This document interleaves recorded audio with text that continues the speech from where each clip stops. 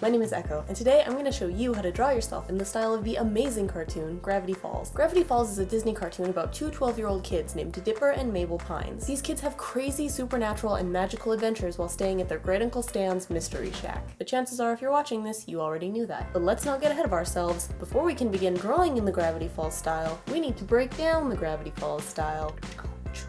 That's me breaking it down. Yeah. I'm a loser.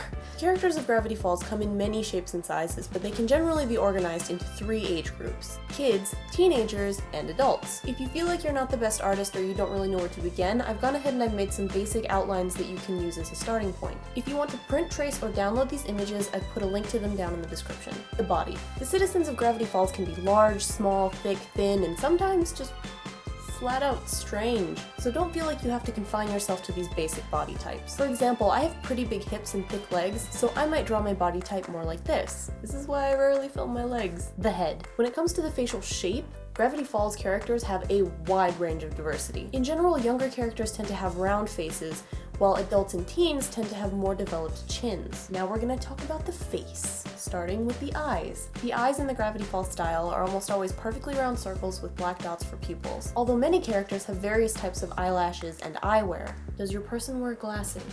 That's an old board game reference. Something worth noting is that almost every main character has their eyes right next to each other, although there are some background characters who have space between their eyes. When it comes to the nose, most noses are shaped kind of like a C, blocking the bottom section of one of the eyes. But this is once again something that comes in all shapes and sizes, so you should probably take a look at the show and various characters to see what they've done. A great example of this is Grunkle Stan. What is that nose? The last part of the face that I want to mention is the mouth, which is usually just a simple line, although there are a handful of female characters who have been designed with lips. And now a brief intermission.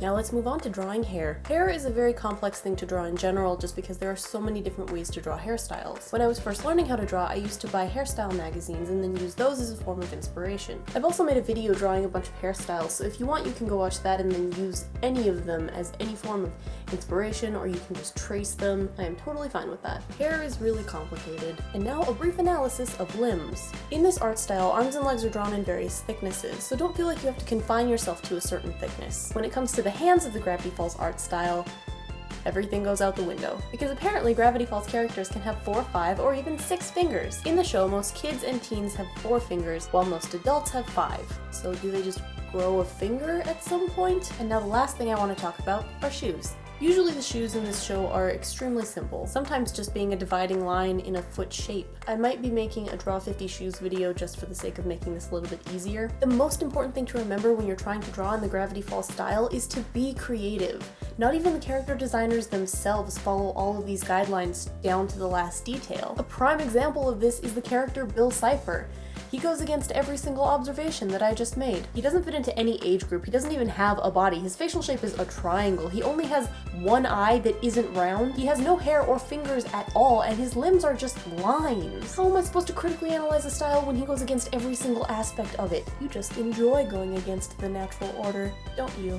And that is why Bill Cypher is my favorite character. So now that we have an unreasonably in-depth understanding of the Gravity Falls art style, let's put it to good use. First thing I'm going to recommend is that you get a photo of yourself to use as a reference. I'm going to be using this one. First thing I usually do when I'm drawing a new character is to start out with a pencil sketch of the basic figure. That way, if I decide that I want to change something or if I don't like something, I can just erase it and redraw it without having to completely start over. Then once I'm content with the pencil outline, I go over it with a fine felt tip pen and thicken the lines as I see fit. Then once the ink dries, I can erase the pencil and scan it for coloring. At the moment I'm doing all of my digital coloring with a free program called Gimp, which is a very strange name for a software. If you're coloring your character, it's worth pointing out that Gravity Falls as a show doesn't usually incorporate shadows into their character animation. Ta-da! If you decide to make use of this tutorial and either draw yourself or an original character, please send me a link over Twitter or put it in the comment section of this video. Here's some of the awesome artwork from the last tutorial.